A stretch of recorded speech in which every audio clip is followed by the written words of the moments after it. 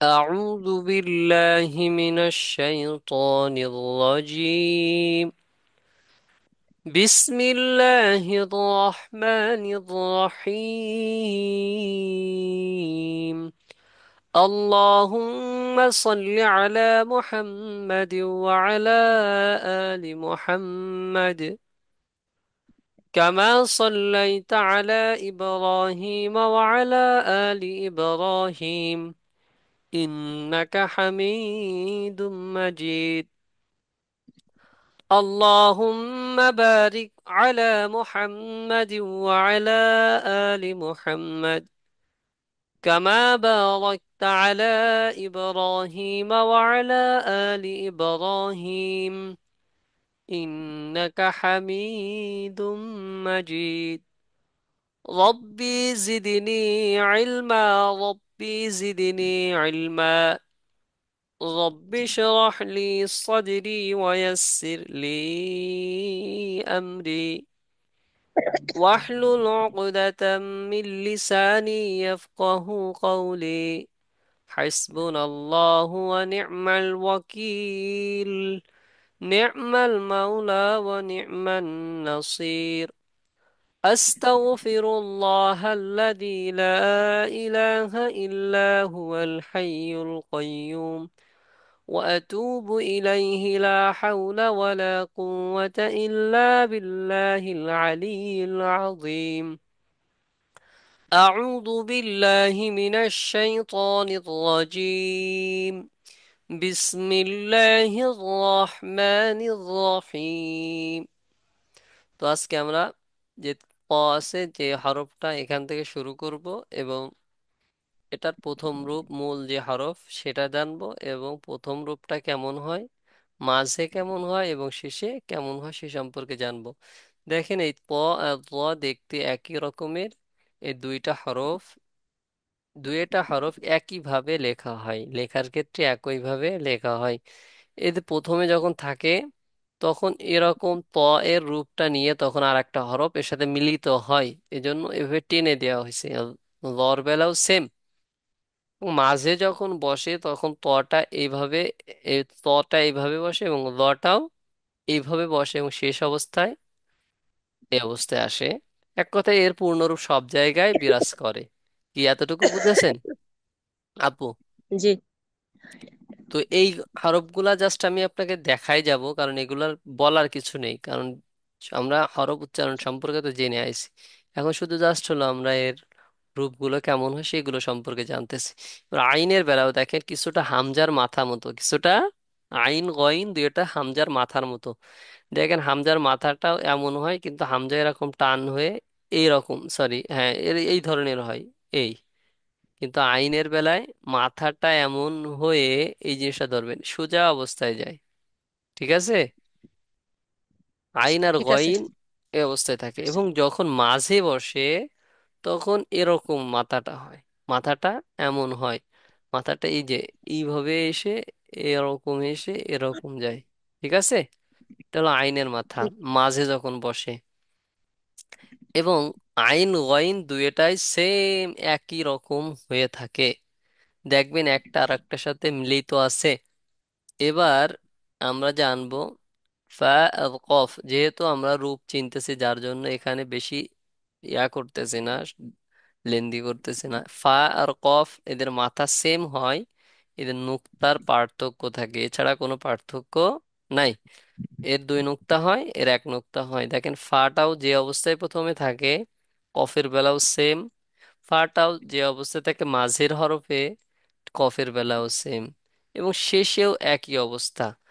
ফাটা যে অবস্থায় থাকে পূর্ণরূপ নিয়ে মাঝেও তার পূর্ণরূপটা বিরাজ করে এবং কফের বেলাও সেম। এতটুকু কি কোনো কোশ্চেন আছে হাসি আপু আপনার? না না, এর ভিতরে আমার আর কোনো কোয়েশ্চেন নেই। এবার কাফ আর লামের ভিতর পার্থক্যটা আমরা বুঝি। দেখেন আমরা যখন কাফটা লিখি পূর্ণরূপ নিয়ে দেখি তখন তার যেখানে যা আছে সব লিখে ফেলি, তাই না? কিন্তু জি। যখন শেষে প্রথম অবস্থায় লিখতে যায় তখন কিন্তু এই যে মাঝে একটা জিনিস দেওয়া থাকে দেখছেন এখন, এই জিনিসটা হ্যাঁ। এই জিনিসটা ব্যবহার করা হয়। যেমন এই যে, এই যে দেখছেন, আমি কি বুঝাইতে পারলাম? হ্যাঁ হ্যাঁ হ্যাঁ, ওইটা না থাকলে দুটোই মনে করেন কাফ হ্যাঁ, আর লাম। এই কাফ আর লাম, মানে কাফের ভিতরে এই পার্থক্যটা। কাফ লিখতে গেলে, ওইটা না থাকলে কাফ কাফ আর লাম লিখতে গেলে, একরকম। হ্যাঁ হ্যাঁ হ্যাঁ, কাফ লিখতে গেলে কাফের বেলায় ওইটা, ওই জিনিসটা আপনার ধরতে পারলেই কাজ হচ্ছে। কাফটা দেখেন যখন মাঝে প্রথম অবস্থায় এরকম থাকে, এরকম হয়ে এর সাথে আর একটা হরফ মিলিত হয়, বুঝেছেন? এবং আর এই কাফটা মাঝে এরকম দেওয়ার কারণ, এর আগেও হরফ আছে, শেষেও হরফ আছে, মাঝে শুধু এই মাথা থেকে চিনতে হয়। যেমন এর আগে বাও হতে পারে এবং এর পরেও বাও হতে পারে। ক্লিয়ার? এই জন্য জি। কাফটা এরকম হয়। লামের বেলাও সেম, এর আগে হরফ আছে, এর পরেও হরফ আছে। এবার লামের বেলাও সেম। ঠিক আছে? জি, এতটুকুর মধ্যে কোনো কোশ্চেন আছে? আজকে ফুল একই ইয়ে দিচ্ছি। এ করা পারবেন না আপনারা পড়তে? এগুলো তো বুঝতেই পারছি, আর কি হ্যাঁ হ্যাঁ, পারবো। এগুলো তো বুঝতেই পারছেন। তো এইগুলাকে এই বুঝতে মিম পারছি ওয়াও ইয়া পর্যন্ত থাকবে। শেষ পর্যন্ত। ইয়ে, হ্যাঁ, শেষ পর্যন্তই থাক। হ্যাঁ, এই ইয়া পর্যন্তই থাক তাহলে, হ্যাঁ।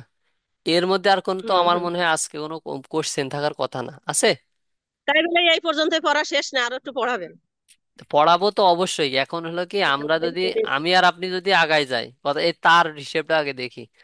তারটা দেখি, তারটা লাস্ট প্রথম অবস্থায় এরকম থাকে, হার উপরেই দিছে, লাস্টে কোনো শব্দের লাস্টে বসলে এভাবে বসে।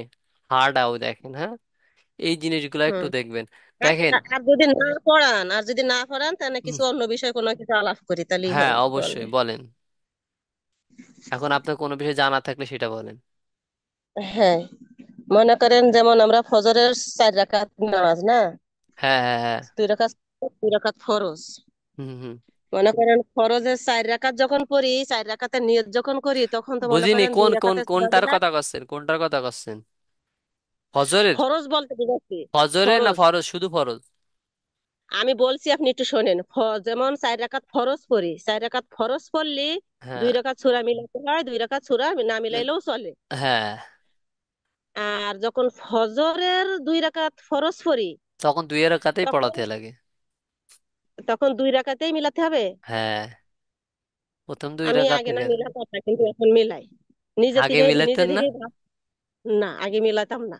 ওই যে আপনি ভাবিছেন ভাগ করে নিচ্ছেন আপনি, যেহেতু 4 রাকাত থেকে 2 রাকাতে মিলায়, তাহলে 2 রাকাতের ক্ষেত্রে 1 রাকাতে মিলাতে হবে, তাই তো? না না না না, 1 রাকাতও আগে মানে 2 রাকাতেই মিলাইতাম না, পরে না এখন ভাবলাম যে ওটা তো 4 রাকাতের বেলায় হয়েছে, এটা তো 2 রাকাতের বেলায় হবে না। দুই মানে নিজে রাকাতের থেকে একটা বেলায়, হ্যাঁ ওইটা ভিতরে বুঝেছি। একটা জ্ঞান এসেছে আর কি। ওই তো 2 রাকাতের বেলায় দেখেন, প্রথম 2 রাকাত সে যে কোনো নামাজে হোক, 2 রাকাত হোক আর হলো আপনার হুম 5 রাকাত হোক, প্রথম 2 রাকাতের বেলায় আর পিছনে নামাজ থাকুক আর না থাকুক, আমার প্রথম দুই হুম। রাকাতে আমার সূরা মিলাতে হবে, ঠিক আছে? এটা এতটুকু বুঝছেন? দেখেন, সূরা ফাতিহা সুন্নত তো পড়া, আগে জানি। সূরা ফাতিহায় ফরজ, পড়তেই হবে প্রত্যেকটা কিছু। কিন্তু সুন্নত হলো আপনার 2 রাকাত ওই যে ফাতিহা সূরা ছাড়া মিলানো। তো না না, ফাতিহা সূরা সূরা তো ছাড়া তো হ্যাঁ হ্যাঁ নামাজই ওইটাই, হ্যাঁ ওইটাই। দেখা আর যায় আলহামদু সুন্নাতের পড়ে অন্য ক্ষেত্রে, কোনো সূরা মিলানো। হ্যাঁ সুন্নাতের কথা কি বললেন? সুন্নত তো আর কোনো কিছু করা লাগে না, সুন্নত তো 4 রাকাতেই সূরা মিলাতে হবে। হ্যাঁ হ্যাঁ, সুন্নতের বেলায় কোনো রাকাতে বাদ নেই, সব জায়গায় পড়াতে। সুন্নত বলেন নফল বলেন সব ক্ষেত্রে, খালি ফরজের বেলায় এই হ্যাঁ, সিস্টেম। আচ্ছা ঠিক আছে, এটা বুঝলাম। আর মনে করেন এশারের বেতেরের 3 রাকাত, হুম লাস্টের রাকাতে হুম। মনে করেন ওই যে এ দেখেন, আর হাত নামাজ, দিয়ে। নামাজ পড়ার ক্ষেত্রে আমার কথা শুনেন, যখন নামাজ পড়বেন তখন সূরা মেলানোর ক্ষেত্রে সিরিয়াল মেনটেন করতে হয়। যেমন আপনাকে দেখাই দিই, দেখাই দিলে আপনি ভালো বুঝবেন। কোরআন শরীফটা কি এখানে আছে? দাঁড়ান এক মিনিট। নামাজের সূরা মেনটেন তো মনে করেন আলাম সূরা ধরা থেকে মিলাতে শুরু আয়, হয়। দেখেন সূরা মিলাতে কিরকম আমি বলে দিচ্ছি। 30 পারায় যায়নি আগে, তারপরে দেখাচ্ছি। যেহেতু আমরা লাস্টের কয়টাই তো সূরা মিলাই, তাই না? হুম। সেহেতু আমি লাস্টের গুলো দেখাচ্ছি আপনারে, তাহলে আপনি আরো বুঝবেন। না, আমার একটু বেতের সম্পর্কটা একটু বুঝান, মানে না লাস্টের বুঝছি রাকাতটা কি বুঝছি থাকে। বুঝাবো, সবই বুঝাবো আমি। এই দেখেন, সূরা কিন্তু এটা কি, সূরা 30 নম্বর পারা, কোন পারা? 30 নাম্বার পারা। দেখা যাচ্ছে? দেখা যাচ্ছে, মনে করেন এই ঘোলা যে দেখা নাবা, যাচ্ছে আর সুরা কি। নাবা, সুরা নাবা, এটা আপনার নেটের কারণে। এটা কি, হ্যাঁ। একটুখানি আমি এটা রেকর্ডটা অফ করে দিই, নাহলে তো ফাও রেকর্ড আছে। হ্যাঁ, রেকর্ড অফ করেন, রেকর্ড কথা অফ, বলছি। হ্যাঁ ওইটাই।